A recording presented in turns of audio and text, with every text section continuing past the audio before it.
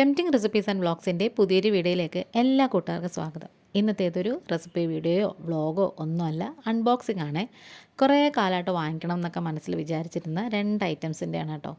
അപ്പോൾ എന്തൊക്കെയാണ് ഐറ്റംസ് എന്ന് വീഡിയോയിലേക്ക് കയറിയിട്ട് നമുക്കെല്ലാം കാണാം കേട്ടോ. അപ്പോൾ ഈ വീഡിയോ കണ്ടിട്ട് നിങ്ങൾക്ക് ഇഷ്ടപ്പെടുകയാണെന്നുണ്ടെങ്കിൽ സ്കിപ്പ് ചെയ്യാതെ ഫുള്ള് കാണണം.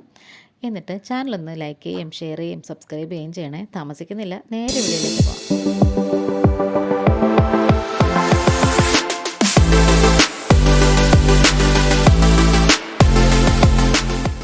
അപ്പോൾ ഇത് 2 ഐറ്റമാണ് കേട്ടോ ഞാൻ ഓൺലൈനിൽ മേടിച്ചത്.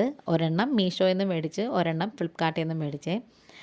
ഈ ഒരു സിലിക്കോൺ ക്ലിപ്പില്ലേ, അത് മിക്കവാറും എല്ലാവരുടെയും കയ്യിലുള്ളതായിരിക്കുമല്ലേ. അപ്പം ഞാനിതിപ്പോഴാണ് മേടിച്ചത് കേട്ടോ. ഇത് വളരെ യൂസ്ഫുള്ളാണെന്നൊക്കെ കുറേ വീഡിയോസിൽ കണ്ടിട്ടുണ്ട്. നമ്മളെന്തെങ്കിലും പെട്ടെന്നൊരു പാത്രമൊക്കെ പിന്നെ ഗ്യാസിൽ നിന്നോ അടുപ്പിൽ നിന്നോ ഒക്കെ എടുക്കണമെങ്കിൽ ഈ ഒരു ക്ലിപ്പ് വെച്ചിട്ട് നമുക്ക് എടുത്താൽ മതി. കയ്യിലിങ്ങനെ സ്ലിപ്പാവത്തില്ലെന്നൊക്കെ തോന്നുന്നു കേട്ടോ. പിന്നെ എന്തെന്ന് വെച്ചാൽ ഇത് ചൂടടിക്കത്തുമില്ല. അങ്ങനത്തെ അടുത്ത ഐറ്റം വന്നിട്ടുണ്ടേ.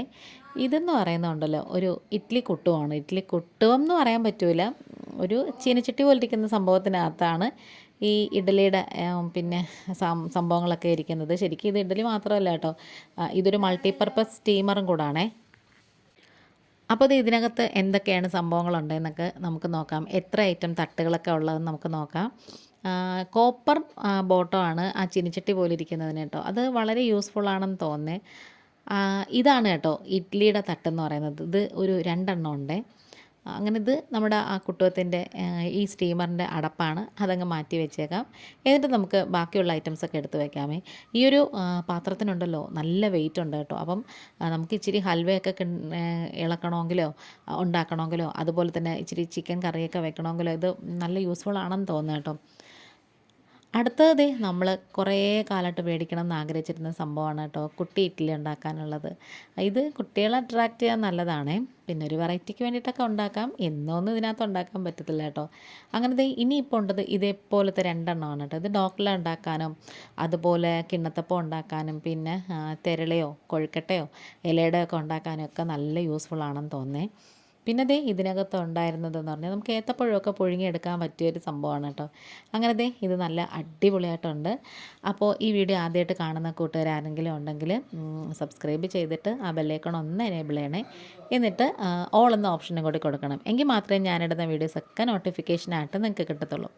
അപ്പോൾ ഇത് ആർക്കെങ്കിലും മേടിക്കണം എന്ന് ആഗ്രഹം ഉണ്ടെങ്കിൽ കമൻറ്റ് ബോക്സിൽ പറഞ്ഞാൽ മതി. ഇതിൻ്റെ ലിങ്ക് ഞാൻ ഡിസ്ക്രിപ്ഷനിൽ കൊടുത്തേക്കാമേ. ഈ കുട്ടി ഇഡ്ഡലിയൊക്കെ നമുക്ക് മെനക്കേടാന്നൊക്കെ തോന്നും, പിന്നെ വല്ലപ്പോഴും ഒരു വെറൈറ്റിക്കൊക്കെ നമുക്ക് ചെയ്യാം. പിന്നെ ഈ ഇഡ്ഡലി ഉണ്ടാക്കുന്ന ആ തട്ടില്ല, അത് വലിയ കുഴിയില്ല കേട്ടോ, ജസ്റ്റ് ഇങ്ങനെ പരന്നിരിക്കുന്ന ടൈപ്പാണ്. ഇതിന് ചെയ്ത് നോക്കിയിട്ട് ഇത് നമുക്ക് യൂസ്ഫുൾ ആവുന്നുണ്ടോ എന്ന് എന്തായാലും ഞാൻ വീഡിയോയിലൂടെ കാണിക്കാം. ഇത് വെച്ചിട്ട് വീഡിയോയൊക്കെ എന്തായാലും ചെയ്ത് കാണിക്കാമേ.